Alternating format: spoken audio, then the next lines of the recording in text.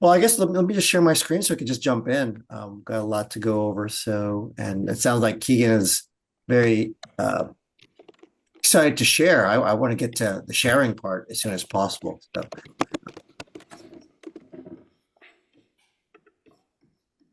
all right. You see my screen okay?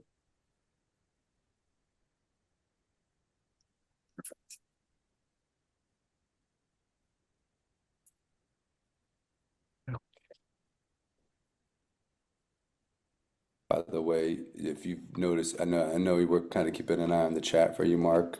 Just want to flag that Ty is expressing that she misses your bun. Oh, well, um, it hurts if when you take it down after a while. It's like makes my head sore because I guess my hair is so heavy. Take your word for it. Right? Um, all right, well, let's jump in as soon as this thing loads. How is everybody? Pretty okay. We're doing well. Good. I'm excited to see what you guys built and made, um, and share with things I've built and made too. So as soon as this Google Docs stops thinking, we will get on it. While we're waiting, are there any questions that anyone has about the process or what we've learned so far, up to this point?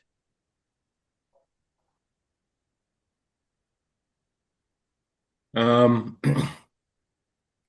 I haven't done as much research this week, but I've started putting my avocados in the fridge and realized that maybe I don't need to make that invention after all.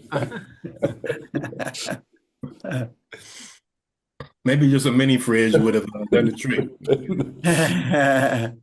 Well, I mean that might be something in itself. Like, is there a obviously there's fridges full size and there's smaller ones that, like hotel size, but is there like a portable fridge? It can be like this big just to throw some little things in there. I know they're called coolers, but like real fridges, like they're powered and stuff like that. Mhm. Just another way to think about it. Because to your point, and that's something I wanted to bring up later, was this process, as you guys are hopefully seeing, is it's a super cyclical. And as you go forward, do research in your process, you're like, wait a minute, here's a new insight. Let me start again. Go back to the beginning because that's just the way design is. Um, Hopefully, you guys have or experienced some of that this during this project. Um, any other questions or thoughts before we start to jump in? Okay. All right. Well, I'm just going to get started here.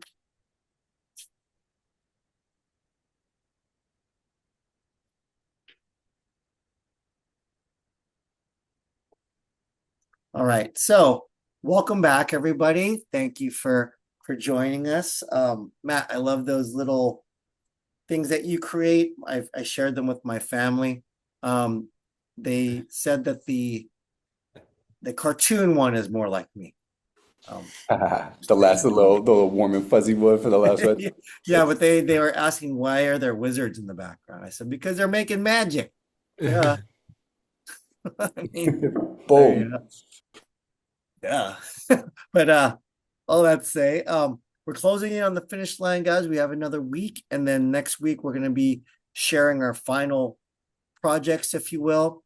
I was thinking about you guys this past week and saying, wow, this is 4 weeks when usually when I teach this class, it's usually 15. So I just wanted to give you guys just something to note that if it seems really fast and you got challenges, please take note that this is just something for you to experience the process. And if you're not getting to where you need to get to, keep in mind that the process does take a lot longer than a week per step. Okay, so don't worry about that. Hopefully, we could talk more, and as we come to a conclusion next week, we'll talk about more on how this can be spread out, what parts can be um, a little longer, if you will. But please don't fret. That's all I'm saying. Okay, so next. Oops. Okay, so now where we are now is developing the solution. Essentially, we are starting to build and start to really dig into what it really needs to be, which is refinement. Before we jump into the refinement stage and talking about it, oops, that's very sensitive today. Just a quick review.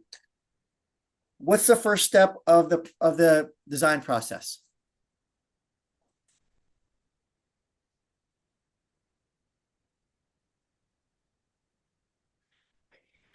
Anybody? Oh, I think Eric's talking, but I can't hear him. Can you guys hear me? Yeah, we can hear you. I'd say ideation. Okay.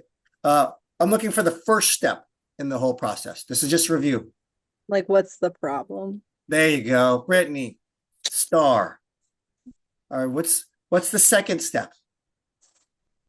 Ideation, like Eric. There's one Research. step right before that. Research. Oh, There you go. Ty, there you go. Research. And then Brittany, what's the next step? Eric said it. Ideation. Ideation. Ideation. Brainstorming and ideation. Very synonymous in this process. What comes after that?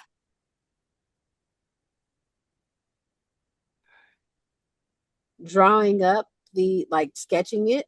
Ty is on it today. Yep. Ty, it must be the fact that my hair is not in a bun that you're doing Yep. so well today.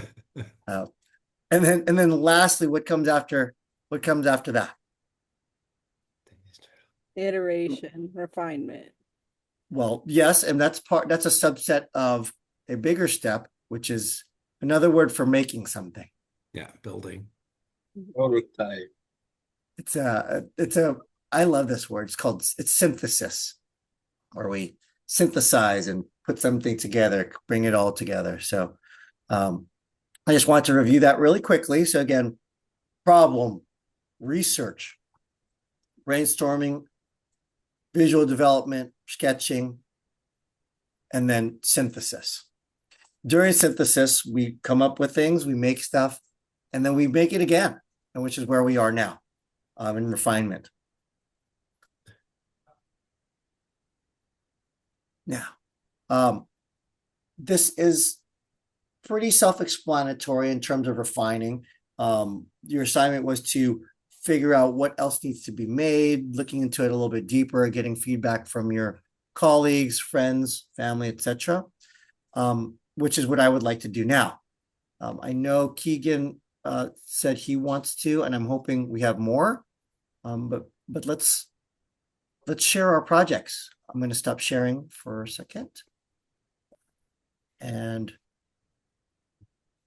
would love for whomever is ready to share what they've come up with and what they've done over this past week.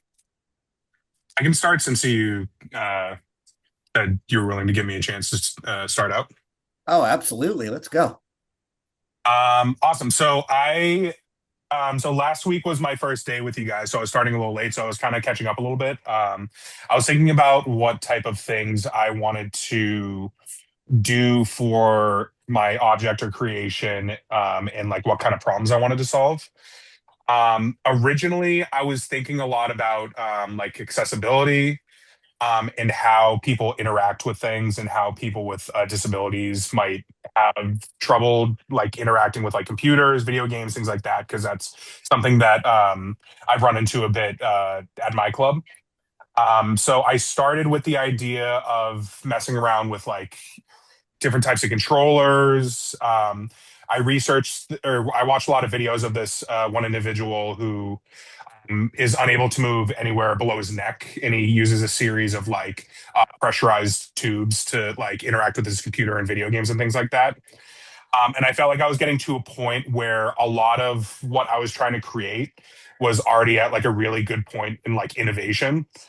So I felt I wanted to maybe explore like another idea, because I felt like there was already something like kind of like the market was already being filled like at a rapid pace with that, which I was excited to see. So I wanted to go more like base level with what I was thinking about.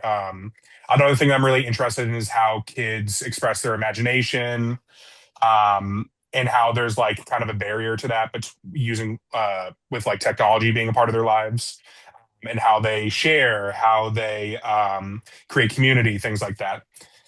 So I was thinking about. Sorry, I'm gonna flip my camera on so I can show you my sketches if I can figure it out. So Keegan, before you proceed, what Yeah, is the problem that you could share with us, your one-liner, if you will, the problem that's occurring? sure. Um, my problem is finding a better way to teach kids about community, I guess. So the problem is kids don't know or have challenges when it comes to learning about community. I think so. I think technology sometimes can be a barrier to that. So I want to bring something more physical into space that they can interact with to help bridge that gap better. Gotcha. And and just to be clear, that you're saying that technology is what's preventing, I guess, traditional or better learning of community is, if I'm. Not always, but I want to give more pathways in a physical space, if that makes Gotcha. sense. Okay. So that can be part of it, but it's not the whole thing. I think they're Got it. straying away from the physical world a little bit, and I want to have something more physical in spaces that they can interact with. So, um, when I was thinking about this, I was looking through the org charts that we were making, about like physical objects that are in the world already that might be applicable to the idea, about like animals that are applicable to it, things like that. So I started by writing out like, ooh, similar thing. If I can get, oh, you know what? I think it's doing The blur. yeah, the blur effect on the background.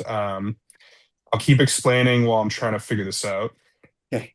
Um, but essentially, what I did was I started thinking about like geocaches, free libraries, and when I was younger, I used to have like a paper mailbox in my house that Hmm. I'd asked family members to give me like letters, things like that. So I was trying to think of like receptacles where like kids could share drawings with each other, toys, like just anything they really wanted to like put in it, to share with each other. Mm-hmm. Um, so I kind of created this version of a free library that kind of looks like a birdhouse, where you can draw on any side of it, Hmm. and people can draw over each other. They can add to it. They can do whatever they want. But there's also a compartment in the top piece of it, so there's chalk and like paint and crayons and things like that. So there's always like readily available like drawing materials. And then there's also space on the inside of the bird box design where they can place whatever they want inside. So there's going to be paper for drawing if they want like little books in there, things like that. So that was kind of my like starting idea. And then I created a secondary, like kind of refined idea that was more animal shaped. I wish I could figure out how to turn off the blur on this so I could show you. Um,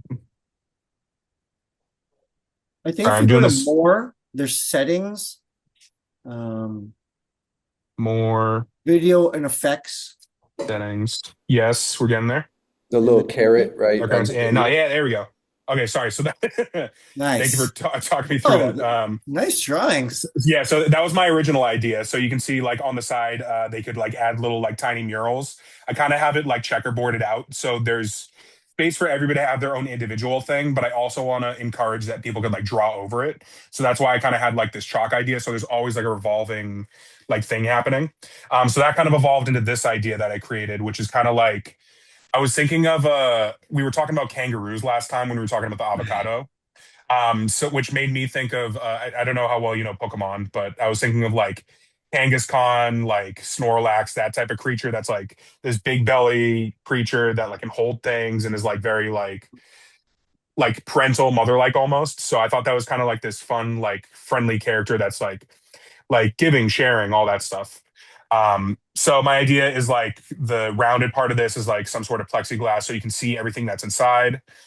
There's still the sharing aspect of it. Its hands will be holding the actual chalk, so it's almost like it's giving it to you. And then I wanted to add this fun part of it where instead of having the murals on the side, the face of it was either like chalk or whiteboard. So that way, anytime somebody comes up, they can add a new face to it. And I also wanted it to not be like necessarily like a mailbox type thing that had to be outside. I wanted it to just have like a regular base where it could be in a classroom, it could be in a community center, it could be outside if you wanted to add it like that, but there's more versatility to like where it could be. Cool. Thoughts before I chimed in? I love this idea because I love the idea of a tiny resource library. And I think like in general, if you think about the kids that we serve, like a lot of them come with none of those resources, right? And that's why they come to our spaces. And I think that's a really nice idea to teach kids just like sharing and community and building that with each other, right? In a way that can be like somewhat anonymous. Like you don't always know who is going to be accessing this. So I think it's a really cool idea. I also love the Pokemon idea. Like I'm Yeah. a fan. So I just think it's really a new twist on a tiny library. Because we have those in our community, like a bunch of little neighborhoods. So seeing this as like a community idea. Our Pathways kids did something similar where it was like a resource library for like mental health scenes. So it's such a cool idea. You take it from what it used to be to something totally new. So I really like that idea. But yeah. Appreciate it. Thanks, Brittany. Any other thoughts for Keegan? Yo, the one step, this kind of like going off of Brittany's, but like the one step scale up, or like I don't know if it's even like it's a splinter off, you know what I mean? Where like it's a known concept with a tweak. Like one of the things that's so dope about it is it feels like it suggests that you could do this, use like it kind of like identifies what the nucleus of the idea is. Like the book, the little library, you know what I mean? If not for something like this right next to it, you would think the little library is about books. But looking at your idea, it makes me realize the little library is about sharing. And so now like it feels like you've suggested it could be 1,000 different things, which is dope. And also the Pokemon resource womb is a tight concept. Yeah. So Yeah, I like, was trying not to say womb, but that's kind of what it I is a actually little bit, was I made up that whole other part just so I could get around to saying womb in this context. yeah. Any Yeah. other thoughts? I think I love it. I think that it also like if you want to also drill down on the community aspect, there's ways that you can think of maybe it's beyond books too. Like maybe on the back of it there's a mini cornhole set or something Like to games. bring like more physicality and community together like you were saying at first. So but it seems like a lot of that is possible with the design. Yeah, I like that. I was trying to think of what the back utility could be outside of just being like an aesthetic thing. So I like the idea of it like being some sort of game or like additive thing that people can actually interact with as a group. Hmm.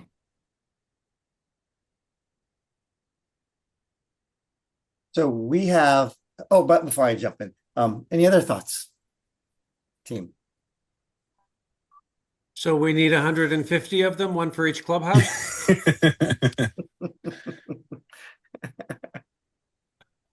That's your first market. Appreciate it. So in our neighborhood, kind of like what Brittany was saying, we have a bunch of free libraries. I have one that I bought for my wife for Mother's Day last year, and she still can't decide on the paint, but that's a whole nother story. What I love about the way these free libraries have evolved was now they have trinkets. I don't know if you guys know about this. They like have little collectibles and toys and some Yeah. now. So it's take one, leave one from what I what I'm told. And in terms of what you've already created, Keegan, which is amazing, and the impetus behind it is awesome, particularly in the scenario you guys are working in. I wonder, is there a way to create more interaction? Mm. Speak.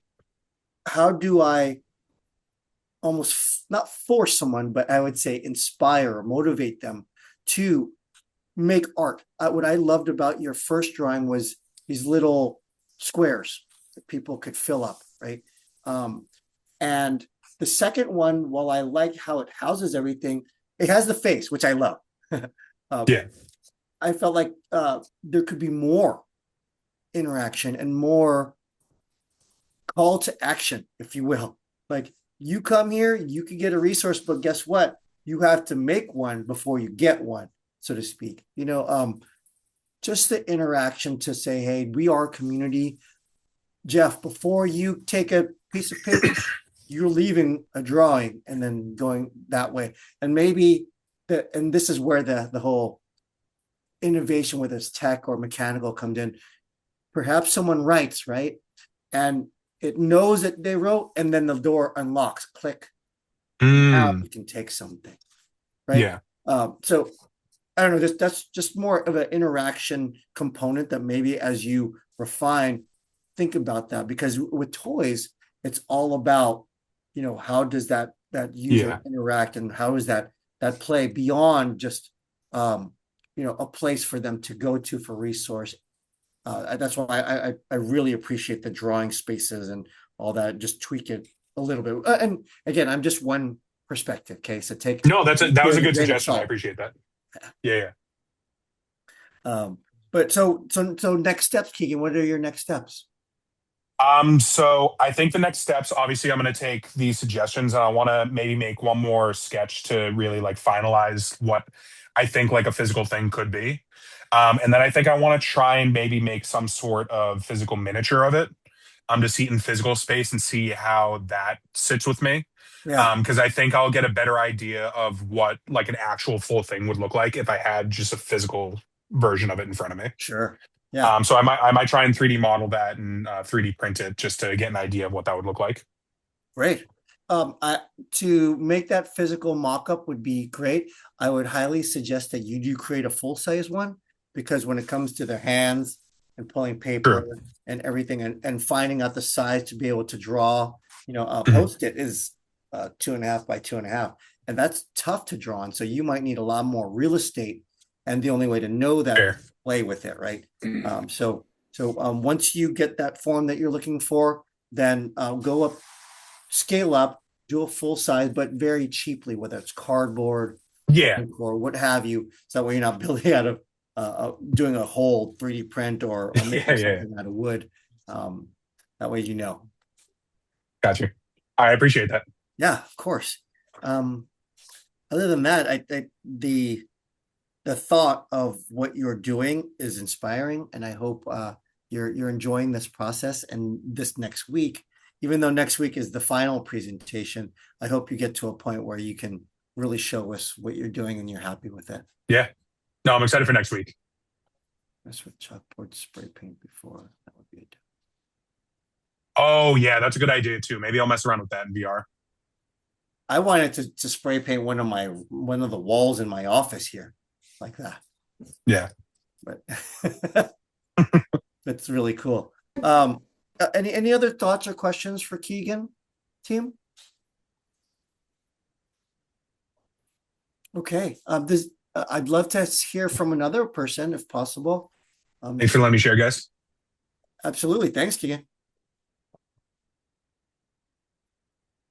I can share mine. Kind of going back and forth on things. I'm not nearly as good of an artist as Keegan is, unfortunately. So, Well, I basically, allow me to comment on that. You don't have to be a great artist, at least drawing wise, to be able to create something. Okay.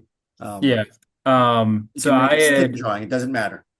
Yeah, I began mine by doing like a digital version of it and then realized that maybe to just visualize better, I should do this because the digital version was taking way too long. But um, essentially, I came up with an app that helps to track makerspace inventory. Because I feel like that's something that's missing from my repertoire, but I have been wanting to create something like that for a while. And then when we had this opportunity, I was like, oh, well, this would be a cool way to do that. So the app would essentially allow me to, I have these like barcodes. I don't know where I put them.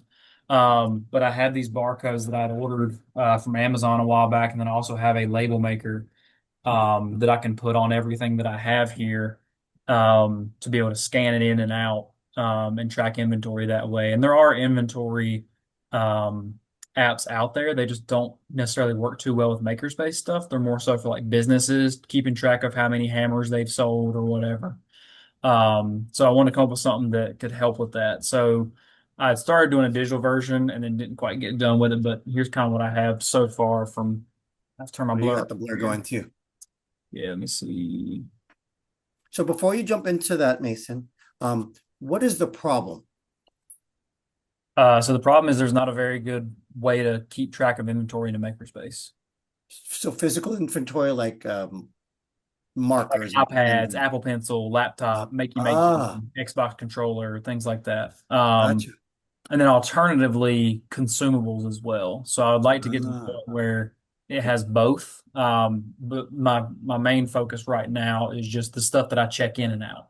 Because as of got right it. now, I just kind of have to keep track of who has what and keep it in the back of my head versus if I had a way to actually scan in and out, then whether it's me here running the space or one of my interns or whoever, we'll all be on the same page and be able to check to see what's been checked out. Team, what are your thoughts on the problem that Mason has presented? I think it's a real problem because we have that problem too. I mean, I'll lend cameras out to students and I'm like, well, I'm missing a camera. I have no idea who borrowed it after like months of them having it and me just forgetting to ask. So I feel like that's probably a pretty good system or a problem that needs to be solved personally. Excellent. Mason, the reason why I asked that question is because I was being facetious. I was hoping someone would confirm that way they can actually help you compare problems and cross-pollinate each other. So just kind of recruited Brittany for you. So you're welcome. Thank you. Yeah. So um, like I said, eventually we'll get to consumables, but for now, I just want to make sure that my iPads aren't disappearing because they're expensive and my laptops and all that stuff. And also I would like it because I want to be able to show that this kid had this laptop from 2 p.m. to 4 p.m. and it got broken during that time, or we got a virus on it during that time. So I can say, hey, this happened while this was in your care. Mm, So it can hold them accountable as well, because we're big on um, like holding our kids accountable here, like making sure that they're aware, like, hey, if you break something, then you're gonna have to keep up with it and either pay for it or work it off or something. But yeah, that's my goal. So, like I said, I started with the digital version. I actually found if y'all have used AppSheet before, I never used it, and I'm still trying to learn it, but I couldn't quite get it. So that's when I just started doing just pictures. But basically, I want it to be a simple um, main page. So this is just a check in, check out, and check inventory. And I may even go to where it's just scan and check inventory for the options here. Because the idea is that they would be able to scan it, whether it's in or out, and then the app would be able to tell if it's checked out or if it's scanning one that's needs to be checked in or whatever. And then on the bottom, I just want to have like a simple toolbar. So this is our list of items, the members. So I would keep track of it using their member IDs that they already have with the Boys and Girls Club. And then tickets. That way, if a ticket needs to be submitted to either update the firmware or if something broke or if something needs to be replaced or whatever, then I'll know. Um, Once a ticket gets submitted, it would, send it to my email or whatever. And then the second one is that actual check-in screen. So when they click the check-in, it will go to scan a barcode and then tell them down here, scan the items barcode to check it back into the Team Tech Center. And the checkout would basically be the exact same thing, just checking out instead, saying that they're taking it. And then the final one is the check inventory screen. So like iPads, we have 10 of them. And then I was thinking like to put a little description over here to the side. Um, Apple Pencils, 2, laptops, 4, Makey 2, Xbox controllers, 8. Something relatively simple like that, I feel like would make life a lot easier. Excellent. I love that. Thank you for sharing with us your research, your inspiration, the problem statement, and your initial mock-up, which is visual. What I would suggest to you in terms while you're in your refining process is identify the stakeholders, and this is for everybody. I know you already, just from hearing you, I hear the lead, right? The member, the possible executive or administrative person who might want to check in, inventory intern, so to speak. And the reason why I'm bringing all of these up is because everyone will use it differently. Mm-hmm. And when you and this is where role play comes in. You take your problem, then you role play, and you'll come up with different scenarios and needs for each of them that will inform you on how to execute your app. What you done was the beginning of something also called a storyboard, which is kind of a flow chart, and there's lots of flow chart apps out there like login. Are you a member or are you admin? You go this way, that way, and you'll start to see, especially with an app that it seems simple, but you're going to have a bunch of screens that are going to happen.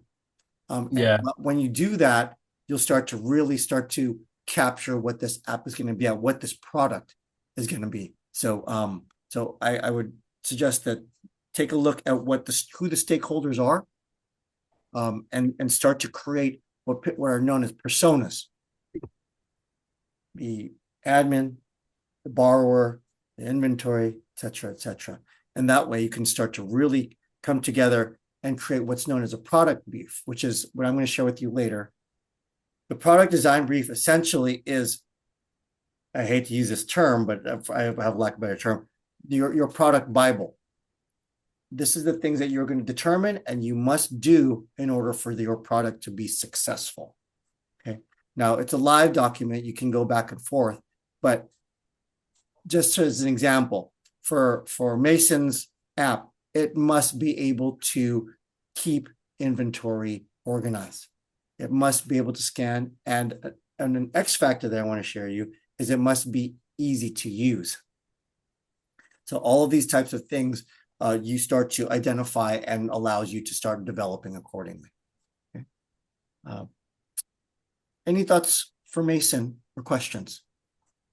I do. I'm wondering if I don't know what like the Boys and Girls Club what their registration system looks like when you like track members, but it might be like worth checking into if you could integrate like your check-in system with like that type of inventory system so you can track like I know you had a section for members, but like you could it's almost like duplicating it a little bit. I'm wondering if you could like integrate those two systems so that like if you have to track down like a camera, say, you can be like, okay, so this member checked out, and then you have all the registration information, like parent info and everything like that. I just remember like, I mean, we don't have a formal inventory registration system, but I have an inventory like on a Google sheet, and I had to like track down the serial number, find out which one was missing, and also then have to call the parent and be like, "Hey, I saw this member take this camera on video." So it might be worth like thinking of like how can I integrate this into my registration system so that like it's not an extra step to go find like the parent email or the member phone number or email to contact them in case like they take it off site. In our case, members we do sometimes allow members to take things off site depending on like how old they are and everything. So that might be worth just thinking about. Yeah, I like that. I know our current member tracking system is very old, and we're actually switching to a new one like next month or the month after. So I'm hoping the new one will have some capability for that. because the current one does not. I've been doing my own separate member tracking just for my attendance, and that's where I was actually able to pull, because I used a Google Sheet. I was able to pull the Google Sheet data into this app builder that I'm using, and it just populated it all for me. So that's nice being able to use that stuff that I already have and the member IDs that the kids already have. But Yeah, it's a brilliant idea. I just wanted to say that. I was like, you're having a, thank you. that's a really good idea. It might be also worth looking into, like, I know the library here does lend out certain tech, and however, I don't know what their system is exactly because I've never written, like, actually rented tech from them, but it might be worth looking into that for your research part. Yeah. Mm. And you got a shout out from Ty in the chat too. Big up in the idea, and also I think you just answered her question about the Google to app interface. But yo, I'll toss one more thing on too, since my mic's off real quick. You're solving a problem of like the need to replenish consumables and do a checkout and accountability system.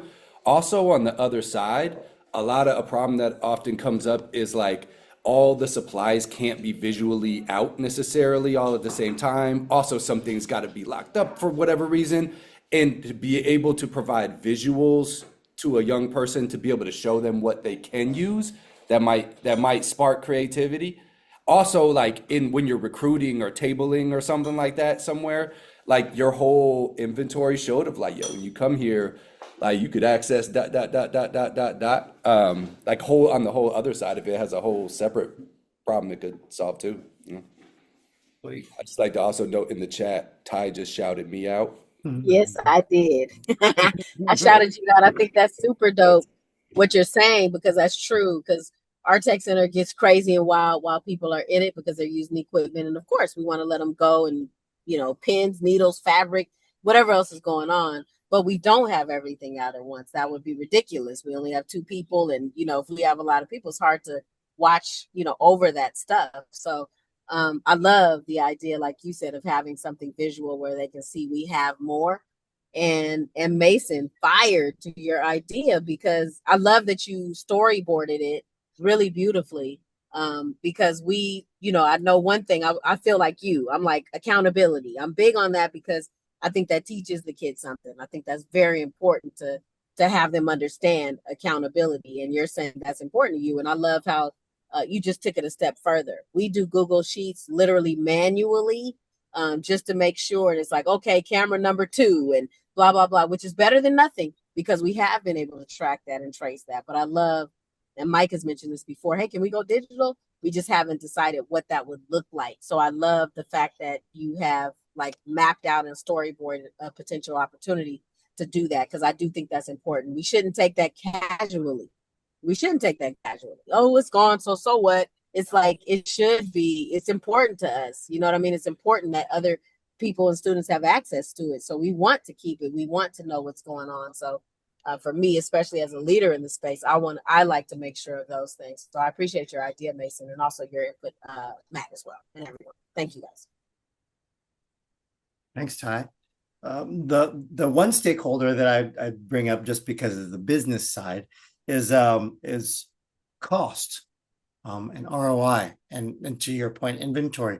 Because if there's shrinkage, if there's stuff being lost, whatever, if you can spit these reports out at the end and say, look, we are doing this, but this is what's happening, then administration can have a good picture of what's happening out there, and therefore you guys can start to head off things that might be costing more than they should, or budgets get rearranged to help support you. So the whole money part, I know it's crazy, but that's a big part of it. And if you consider that, I'm sure the higher ups would be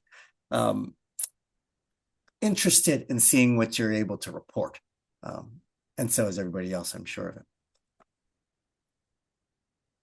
But okay, well, I know we got to move on. Thank you for sharing. Hopefully everyone has got a nice cross-pollination of something physical that Keegan was making, and then Mason, who's making more of a digital app. So awesome. I couldn't have written that. So thanks for that, guys. Okay, I'm going to share so we can go back to the presentation.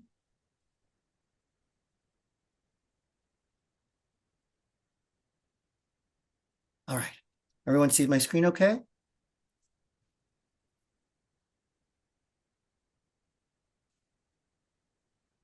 Thumbs up.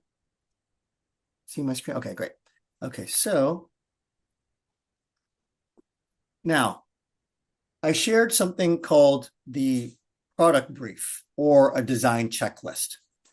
This is a part of the process where now that you've done your research, you've done some initial thinking and ideation, you're probably coming up with a whole bunch of sub problems. Just case in point, Mason's thing. I don't know how many sub problems were brought up in that conversation, let alone what he's identified. But this product brief is a living document where you establish your direction and your mission, essentially, using just to shift gears. Keegan's it has to be safe to use. That's number one, or in Mason's case, easy to use. It has to be able to be cleaned off easily. It has to be able to use inside or outside. These are all examples that could be on Keegan's product brief. For a exercise for Mason's app, what are some things that you guys think that it should do? Mason, I'm gonna have your colleagues talk about it.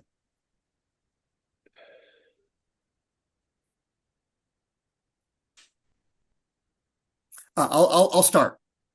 I have two. It has to be easy to use and easily transitions from phone to tablet to computer, because that translation does cause problems.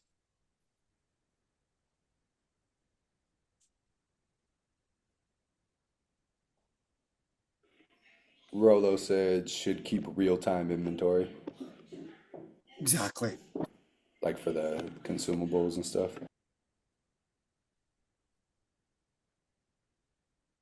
I'll jump in again. It should be able to scan using not only internal cameras from the device you're using, but also from remote cameras, so to speak, whether it's through the systems or scanners that you guys might have besides what's on here.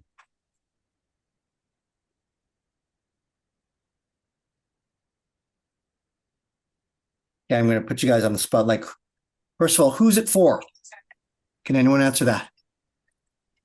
I was just going to add one. I was going to say that adding in the ability to look through the catalog visually, like swipe through the entire thing, because we were talking about kids being able to like see everything in the space right off the bat. Might be good.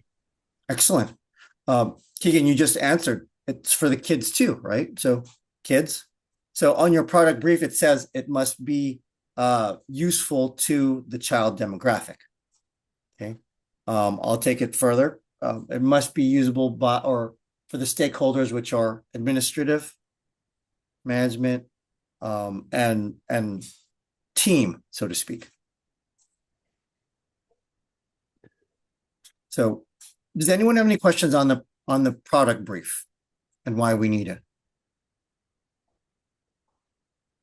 Essentially, this is the thing that you pin up against your wall once you have your mission and all your directions established. And when you come up to different executions, different models, you're like, you know what? I kind of like this, but you know, my product brief doesn't say that. That is a good to have, not doesn't need to have, so to speak. And that's how you make decisions. Okay. Next. All right. So how do we get there? How do we use what we're doing? Well, we have to iterate. Now, iterated means creating different versions off of your solution. What this allows you guys to do is to improve and solve all the little sub problems that come up. It allows you to build, to continue exploring not only how to solve the problem, whether it be an app or whatever, but also little things like how do you make the side of this project easily cleanable? Do I use spray chalkboard, or is it going to be a whiteboard type material, right? It also allows you to explore form. Is it going to be a Pokemon? Is it going to be stationary? Is it going to be small? Is it going to be big? Is it going to be disposed? Is it going to be recyclable? Maybe we make one each year as a project for the kids, and then we'd make another one. Or is it a mass manufactured thing that we need to have someone build for us? So these are all the things in your iteration that you should be solving as you come across these subproblems. Any questions about that? Thoughts? Okay. All right, I'm gonna call on you guys. Yeah. What is something, as you guys have been refining and building, what is one insight that you came across and you learned and that has helped you figure out a better direction? Well, I had a conversation with Bill on my idea, and he just said one thing that kind of stuck with me is like don't pigeonhole yourself into one thing. How can it be applicable to multiple different users, and just realizing like what already exists and how are you making it different? Like how is it better? Is it more accessible? Is it cheaper? Is it able to be portable? So like thinking of in terms of like what are the limitations that technology currently has, and Right. what are the things that could possibly come out of this? Like for me, I don't think like in this like scenario I could actually build the thing that I want to build because I don't have the information. Like I don't know about, like I've done a lot of research on the topic, but I don't know like how I would get my hands on the actual technology for this to like actually come to fruition. So I think just thinking of all the limitations and like researching like how you can actually make the thing. So I think that's a big part of it too. Indeed. So to your point, a lot of things that you come across and problems you should be finding out and also trying to solve in this iteration process. Is it expensive versus inexpensive? Is it mechanical versus electronic? Is it this is using Masons, is it digital or is it manual? Who knows, right? But you have to explore the range in order to really understand what the solution is. And then with this product brief, you stick to it. You kind of just dig your feet in the, create a line in the sand and go for it. Okay, so I'll go just like a real quick one, Mark, just yeah, about this whole process, I think is something that we've been trying to um, just reinforce in the network this whole time is that like to young people, like this idea of a growth mindset, and that the first thing that the idea that they come up with isn't the end all be all. It can be the start of something, the seed of something else. It can be thrown in the trash, but iterated on. And yeah, I like activities and situations and you know philosophies that just keep reinforcing that with our young people. Because sometimes, especially with social media, it's like, Val, you're always looking at the finished product. You're always looking at what somebody wants to project as, oh, this is overnight. You did this overnight, blah, blah, blah, blah. And it's right. not realizing how long it took to get there or iterations it took to get there. I love that. To share that context will be huge. With the fourth and fifth graders, I mean, the university students, they understand, but the fourth and fifth graders, like, well, how come yours looks so good? Well, I told them I've been doing this for years. And you have to do the same. That's where all the joy is. It isn't, I mean, yes, getting to the end is great, but the process, it sounds corny, but that's where all the magic is. And hopefully, to your point, Jeff, that as you disseminate all of this to the young people, you get to capture all that. All right, so let's see here.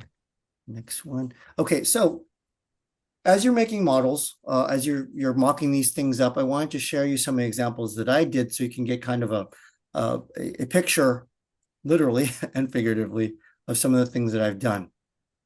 Okay, so I shared with you last week that I had a client who wanted to create a crate for their dogs. This was during COVID. He's an entrepreneur also, and he found out that people didn't want to go outside, but they still needed to exercise their dogs. So what he did, as you can see in that corner, was build a crate that actually fit on top of his what was it called? His treadmill. And there it is. So he's an avid dog fan, and he has 2 dogs, but he wanted to know how to get them to get on that treadmill. So he created this, and it was working. He hired me to essentially build off of it and refine his idea. As I showed you guys, there was a very rough mock-up. I created it that it turned into 4 quadrants that came from a single cube. That was the innovation, the transformation. And it worked. So I mocked it up, and as a proof of concept, I shared this video with him.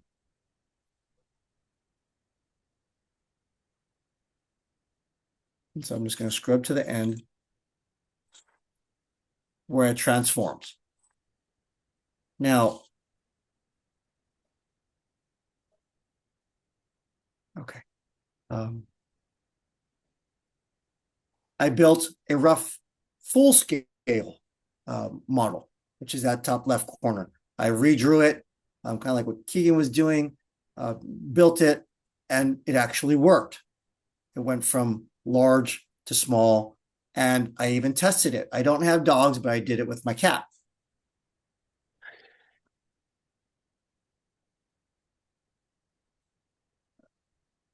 There it goes.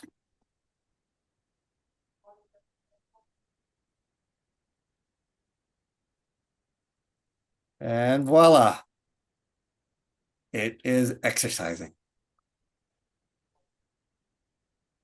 So, and the reason why I bring this up is because testing,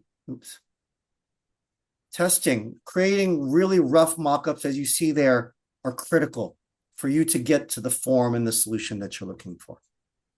By the way, no animals were harmed in making that video, just so you know. Let's see. I redrew it again. As I start with the full scale model, I got a lot of insight that I could use. I 3D modeled it, and this is what it turned out to be. I tested it digitally just to confirm that it worked, and I will show on our final presentation what the final product looks like. I also wanted to share with you the process that I went through when I was in my toy design class. I thought it was pertinent because it took a prompt or a problem, creating a toy with sound, and shows you the process that I went through. And so I'm going to open that up, show you a second.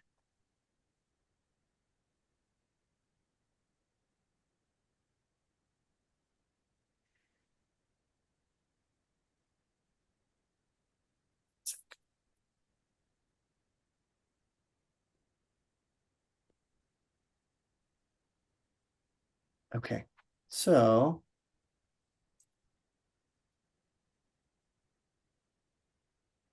all right, so I'm just going to go through this with you. Started out with drawings, really simple ones, different concepts of how to apply what might be a toy with sound. Then I started making very rough mock-ups with foam core, and the skin was made out of colored party table covers. Okay, so drawing, making them, super fun. Then I started figuring out, how does it work? Then I was like, wait a minute, do I want to make a protect like that? Let me try a different form, which, as you see here, a power jump rope with sound. And then I started going to music. And it actually, I made it so that the neck extended, so it became a guitar. So just testing out a whole bunch of different executions. As you can see, drawing was a lot that allowed me to explore how it looks and its aesthetic. Again, creating very rough prototypes.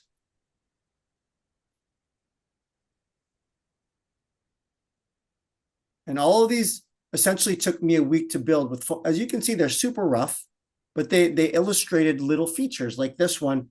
I pulled on the back and the wings flapped, right? Really, really simple, but gives you a lot of problem solving. This one transformed, as you can see. And then I started taking it to production. How was it built and the parts it's going to need? And that was the final model that I created. So all that to say,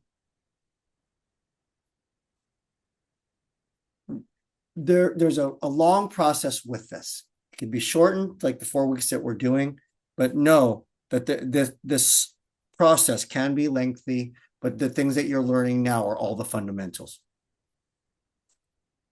Okay. So how do I know I'm going in the right direction? How do I know what my solution is the one? Well, as it shows there, surveys and questionnaires. If you guys haven't used a thing called SurveyMonkey, it's a free app that you can ask people questions. They'll fill out your questionnaire, and it'll allow you to gather the information and people's opinions, whether to confirm or not what you're thinking. Okay, so something to use is, again, SurveyMonkey, but you can also use our favorite friend, AI. You can create agents that say, hey, chat, you're going to become a leader at the Clubhouse network. You're going to be one of the top people in management. What questions will you have for my product? And how will I answer that as a counter argument?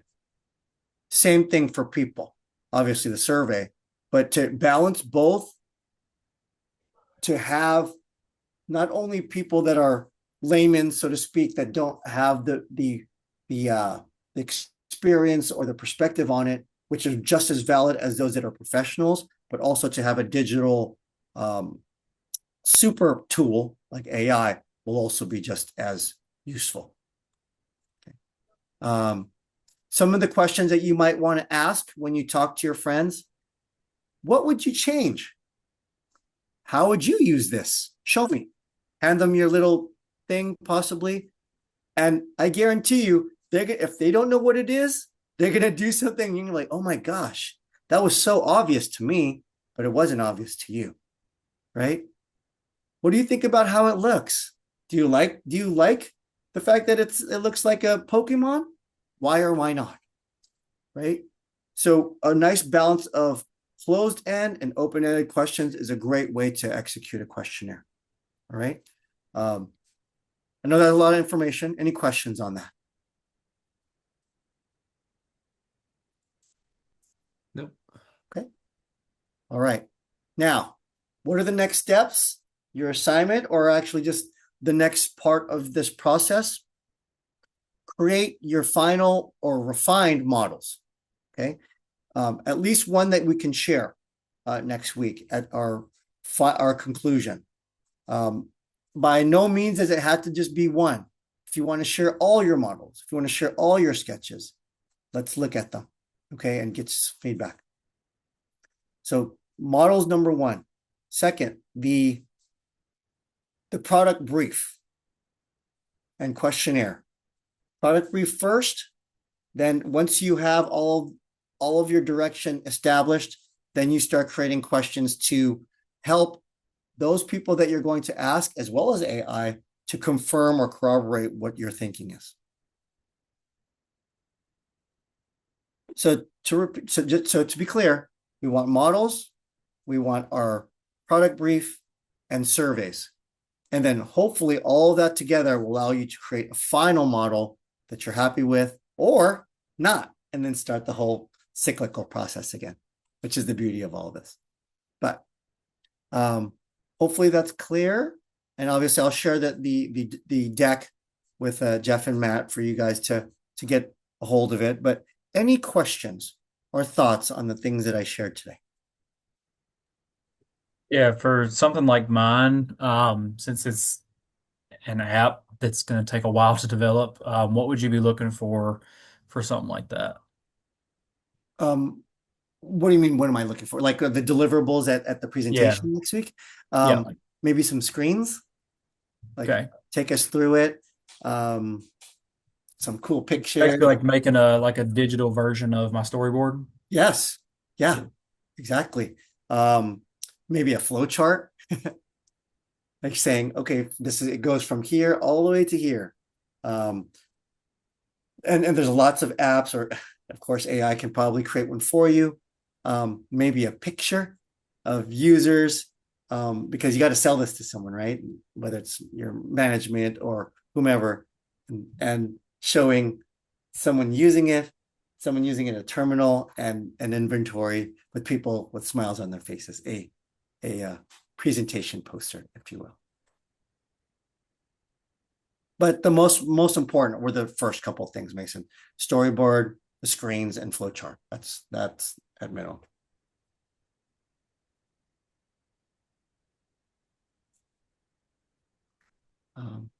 And so to use Keegan, for example, since we saw his, I would love to see that scale that he was thinking about, maybe a 3D model if he's going to get into one, and then the final thing so that we can talk about it, share feedback, and the next steps.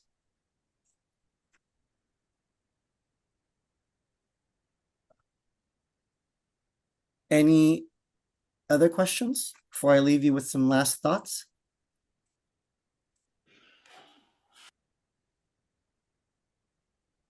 Gosh, I must be a good teacher because you guys just no questions. All right, I'll take it.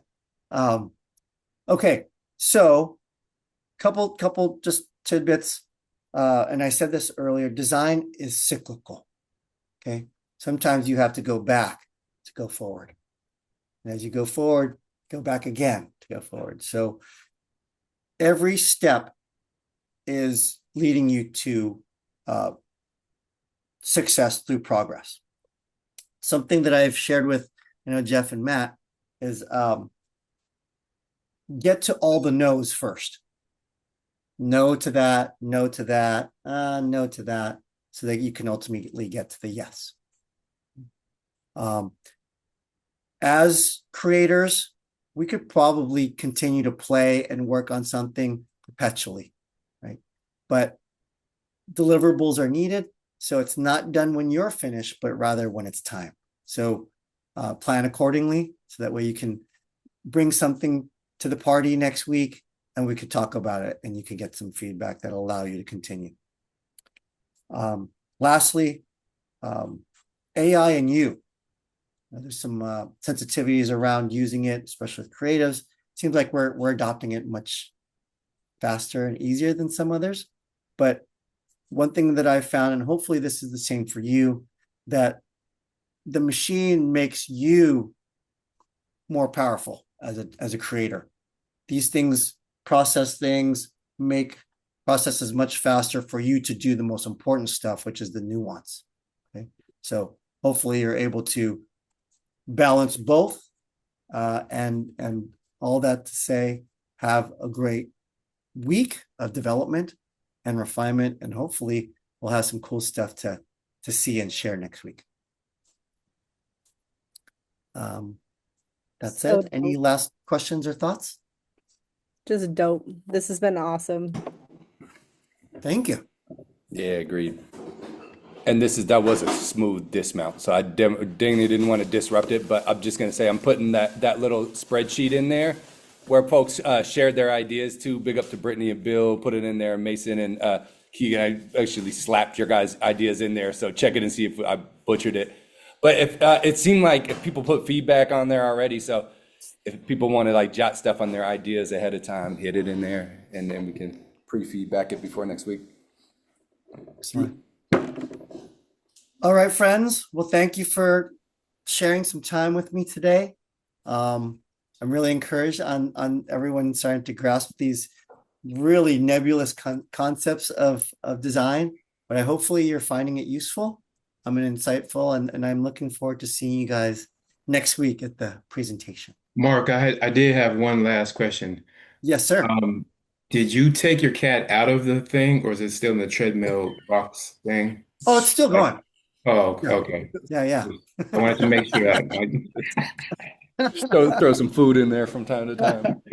I can't wait to show you the final product, though. It's pretty cool. I'm quite proud of it. Nice.